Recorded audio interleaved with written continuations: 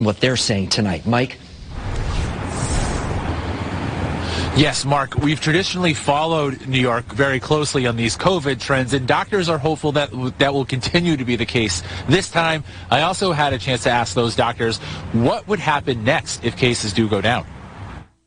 Just like we tend to lag the UK by a few months, we also lag New York by 1 to 2 weeks as well. Some places hit hard by Omicron have seen COVID cases peak.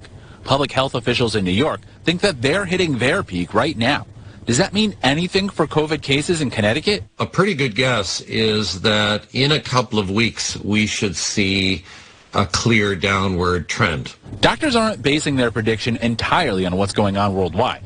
They say Connecticut's data shows that cases could be slowing down over the next week. But then what happens? A virus that is so transmissible as Omicron has proven to be, they will very quickly saturate the population. Doctors say we'll have a strong level of immunity thanks to a combination of vaccinations, boosters, and infections. That would mean a quick decline in cases. Hospitalizations would then drop a week or two later. Doctors say boosters have especially helped people stay out of the hospital. Those individuals who have boosters have generally a very good outcome, even if they get admitted to the hospital. Doctors say if that forecast holds true, things could be much better in Connecticut by March.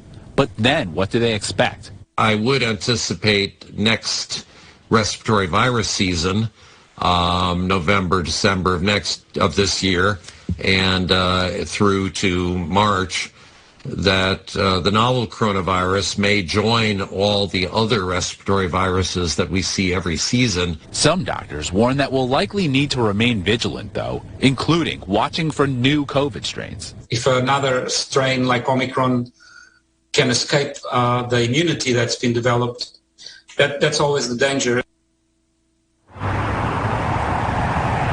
And just back to the point about the role that boosters are playing, officials at Hartford HealthCare say they continue to see about 500 patients with COVID, including 45 who are currently on ventilators. But they say of those patients who are intubated, none of them have gotten their booster recently. They say that shows that boosters continue to reduce the risk of severe cases. Live from Hartford, Mike Savino, Channel 3 Eyewitness.